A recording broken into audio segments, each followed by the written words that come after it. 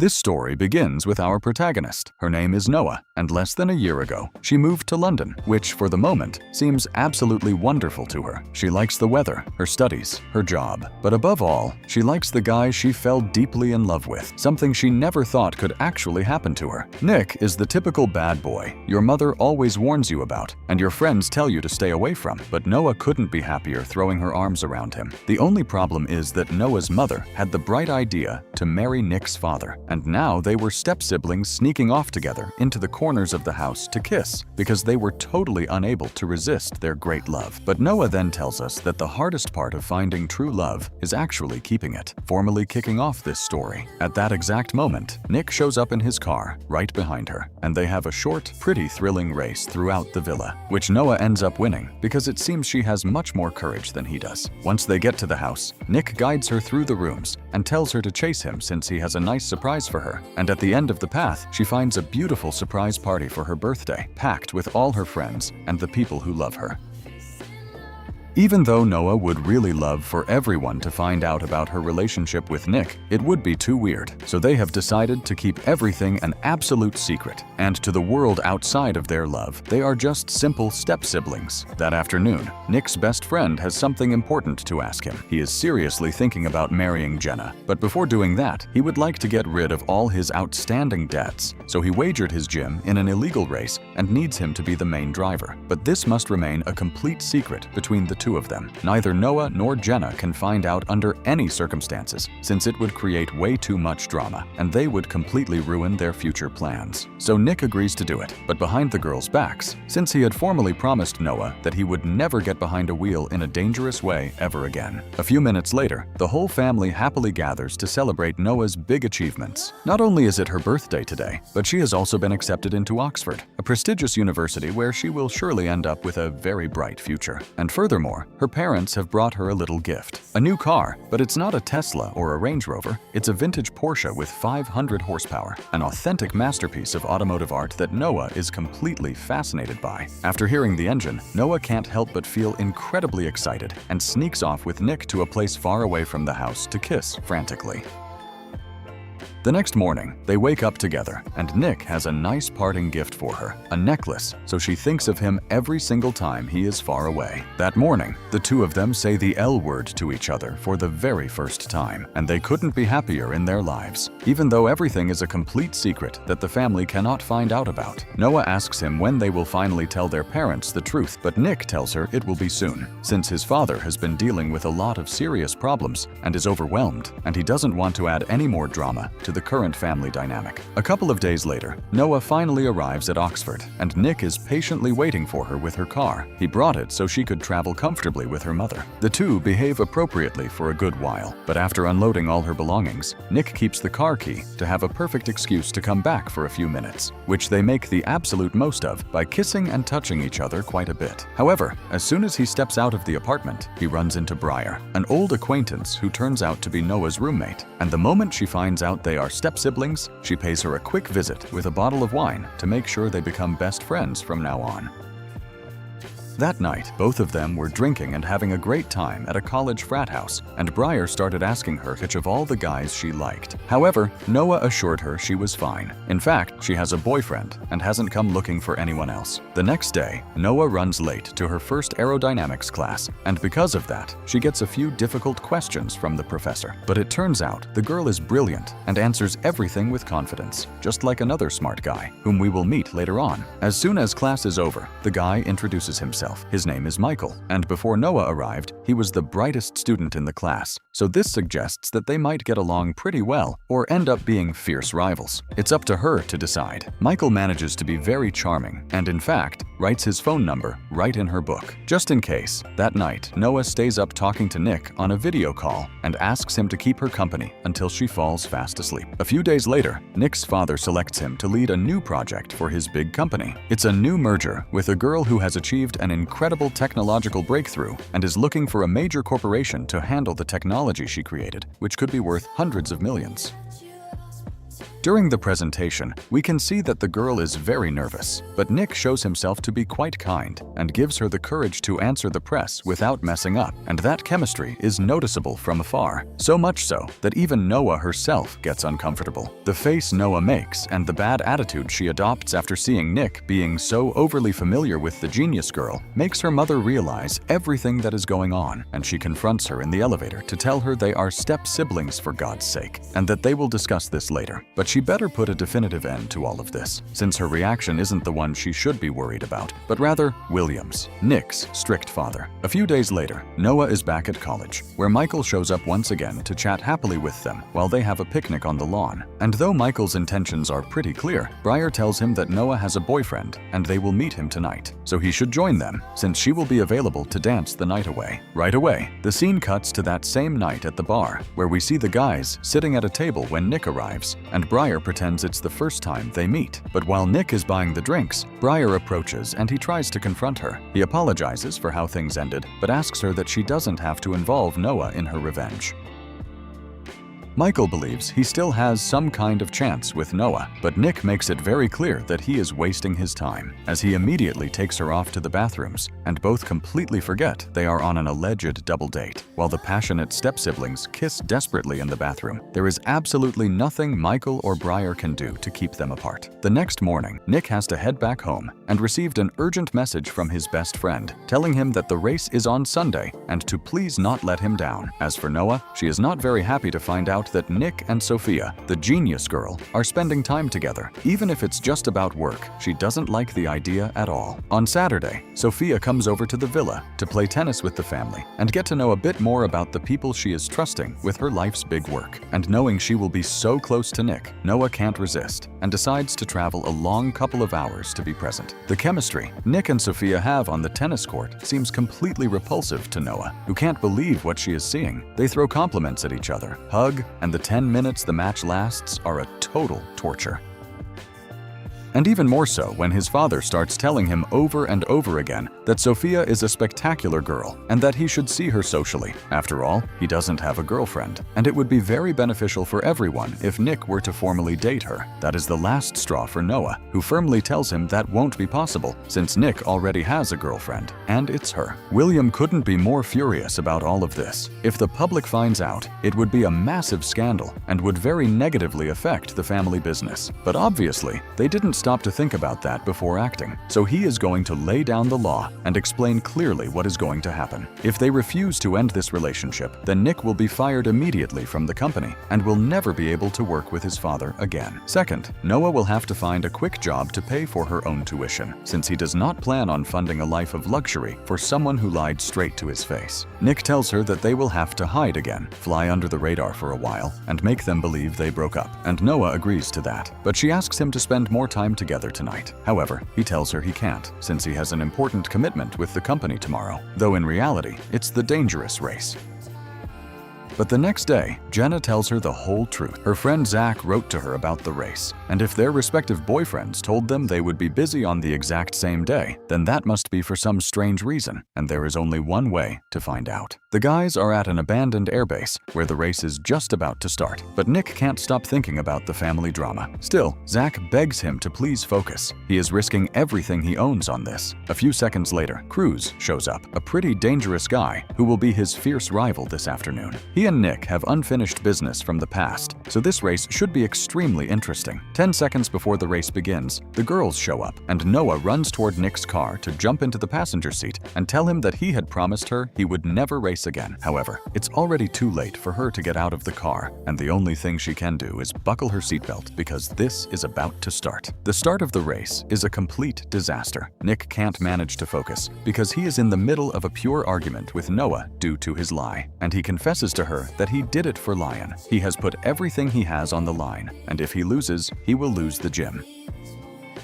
At that moment, Noah realizes that this is pretty important, so she decides to save her drama for later and help him win. She is an expert in aerodynamics, so she knows exactly how to use the slipstream to help her beloved overtake the other fast cars. With Noah's help, Nick manages to regain the lost advantage and puts himself in first place. But Cruz decides to cheat, as is usual for a villain, and takes a shortcut that wasn't on the official track, managing to catch up to him, so everything is decided on one final straightaway. In the end, Cruz takes the decisive moment, and now Lion's gym belongs completely to him, along with all the money he had saved up to remodel it. This is devastating news, since part of that money had been carefully saved up for the wedding. But Noah isn't willing to let things stay like this. She accuses Cruz of cheating and challenges him again, this time using the official track, and she puts her new car up as collateral. But before the race can happen, the police show up and the guys have to flee quickly. However, before leaving, Cruz tells her that he will send them the exact location of the next race, if she even has the guts to save the gym.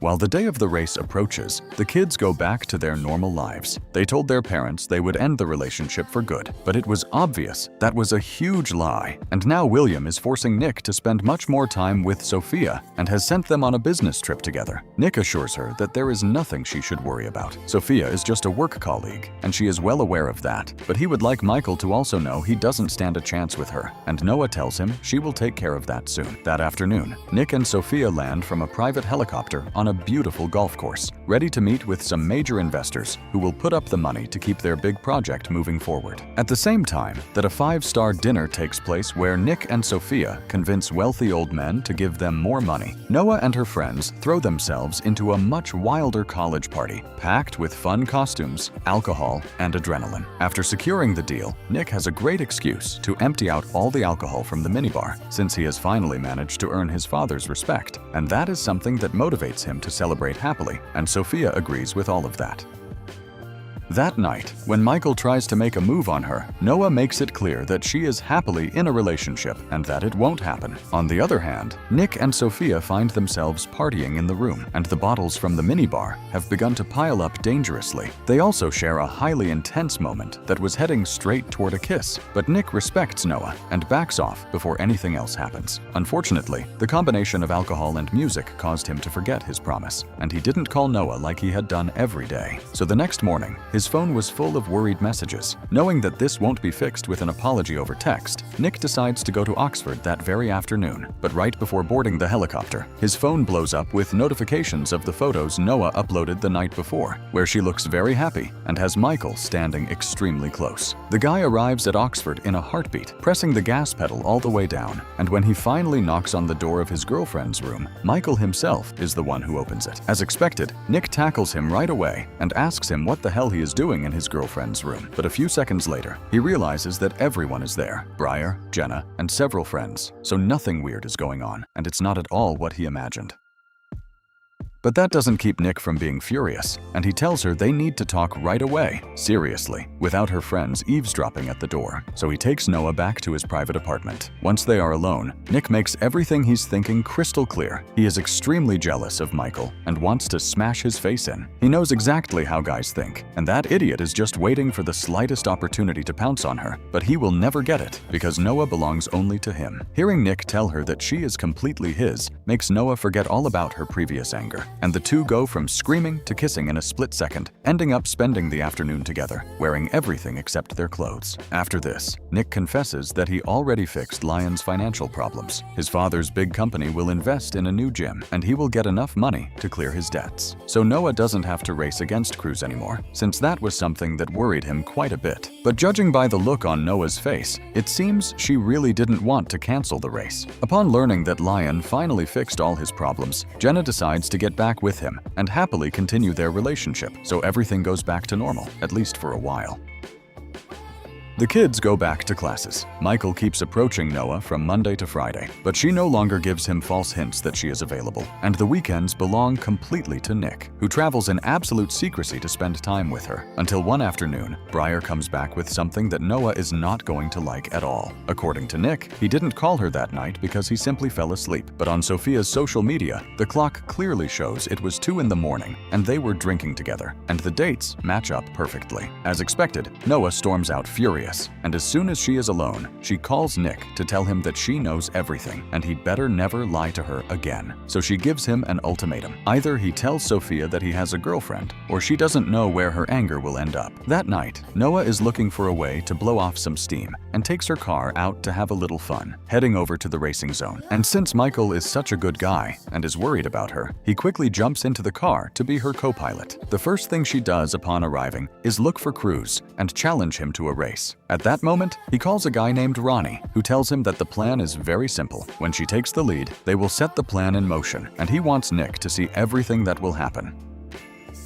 But Cruz tells him that Nick isn't there. She came with another guy, and Ronnie doesn't seem to like that at all. So he calls Nick himself to tell him it'll be a shame if he misses his girlfriend's race, because it's surely going to be a memorable night for everyone. Hearing this, Nick doesn't waste even 2 seconds. He gets on his motorcycle and speeds off at full throttle to get there before anything bad happens. But everything points to the race having already started long before he manages to show up at the scene. The race is completely illegal, so there are no tracks or rules, just a point A and a point B, and the first one to get there wins. So, being an expert at playing dirty, Cruz quickly takes the lead. Luckily, Noah ends up overtaking him, but what she doesn't know is that this is included in Ronnie's plan, and Cruz only let her pass on direct orders from his boss. A few seconds later, Nick appears, and Cruz tells his boss that it's showtime. The kid is already here. Nick manages to pull ahead of Noah and cuts right in front of her. He tells her to get out of the car immediately and tries to warn her that it's a trap, but she is so upset with him that she just swerves around him and hits the gas to finish the race.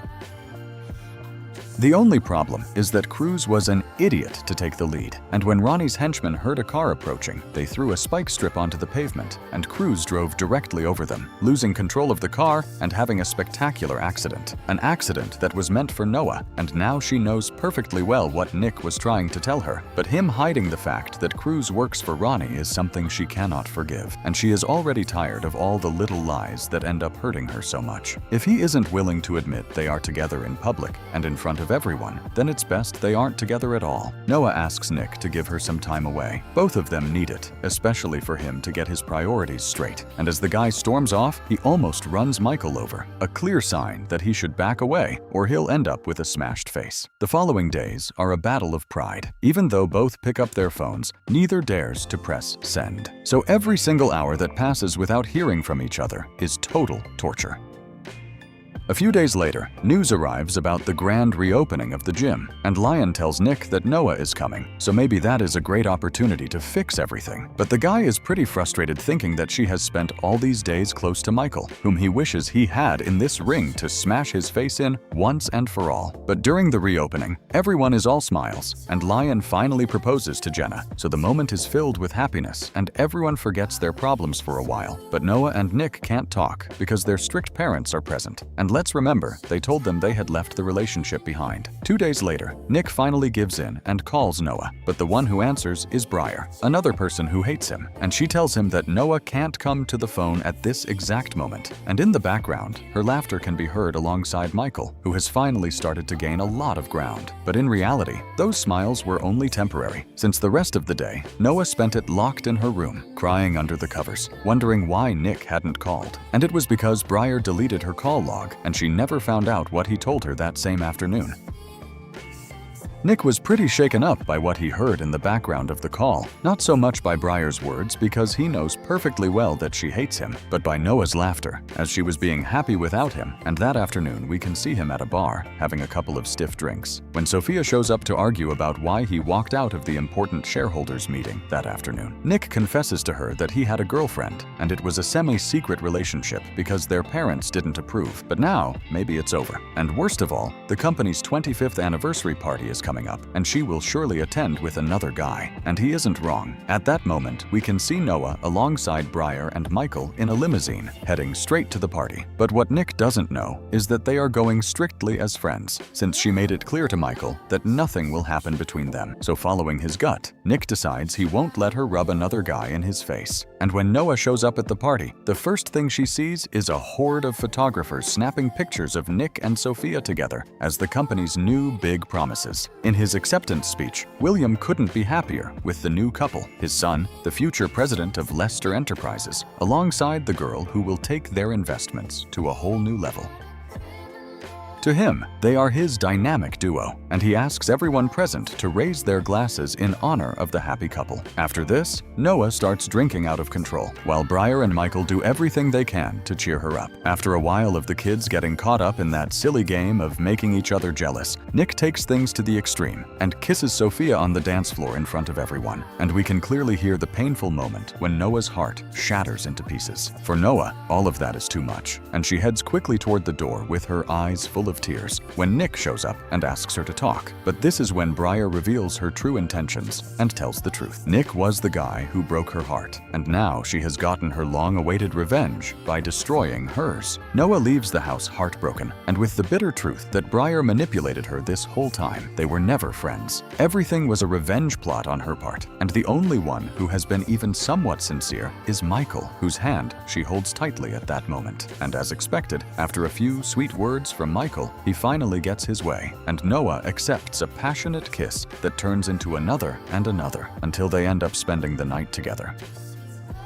The next morning, Noah gets up very early and realizes the terrible mistake she has made. So she grabs her things and returns to her apartment as fast as possible. The only problem is that she finds Nick sitting on her bed, and he spent the entire night extremely worried. And she tells him there is nothing he can say to justify his kiss with Sophia, except for the fact that Nick tells her. Briar assured him that she and Michael were together and were already a couple. He could hear her laughing with Michael that day he called her, but Noah doesn't know about any call, and that's because Briar surely deleted her previous logs, but he truly tried to make things right. Nick confesses to her that he was in total agony when he found out about this, and when he kissed Sophia, he just wanted to get revenge. But now he knows that kiss meant absolutely nothing, because the only person he actually cares about is her. Nick swears to her that he is so sorry, but it's obvious they were both manipulated, though that doesn't change the love he feels for her, and he is ready to tell the whole world they are together, and that it will be forever. And at that moment, Noah breaks down crying, and that's when Nick notices she didn't sleep in her apartment, or in Jenna's, and she is wearing Michael's jacket. It only takes the guy 2 seconds to realize what happened. Her smeared makeup, her underwear in her purse, and Michael's call on her phone are more than enough proof of what Noah has done. Nick storms out of there, and the next time we see him, he is at Michael's apartment. But he hasn't come to fight, rather to seriously ask him what he has that he doesn't. The guy tells him right away that he has 2 ears to start with. He listens to her, he is attentive, and makes her laugh. And even with all those qualities, he couldn't steal her away, even if he tried for 100 years. Because she is completely obsessed with him, and he is just dumb enough to waste her and not make her feel like a queen, keeping her a secret instead, as if she were something to be ashamed of. Michael knows that nobody could have ever torn them apart. Only he himself could ruin the love she has for him, and now that he has managed to do it, it's his time to step in and make her happy. But he's crazy if he thinks Nick will let that happen. Noah goes out in her car quickly to look for him. She starts driving around frantically everywhere, wondering where he could have gone, until she finally thinks of Michael and decides to head to his place. There, she finds Nick sitting on the curb. She takes his face in her hands and desperately begs for forgiveness, but Nick pushes her away, and when she looks at his hands, she notices his knuckles are covered in blood. This is where we are shown the scene where Nick finally accomplishes what he promised, smashing Michael's face in and doing it without anyone being able to stop him at that moment. A few minutes later, the police show up at the scene and place Nick under arrest on charges of aggravated assault, and Noah can do absolutely nothing to help him, only accept that she broke his heart, and now his future might no longer belong to him. While inside the squad car, Nick can only look down at the tattoo of what Noah wrote on his wrist, the phrase that reads, "You are mine." Remembering the exact moment they said that to each other, and realizing how far away they are from that beautiful feeling now. With Noah's tear-stained face, the movie comes to its grand finale, and the screen fades completely to black.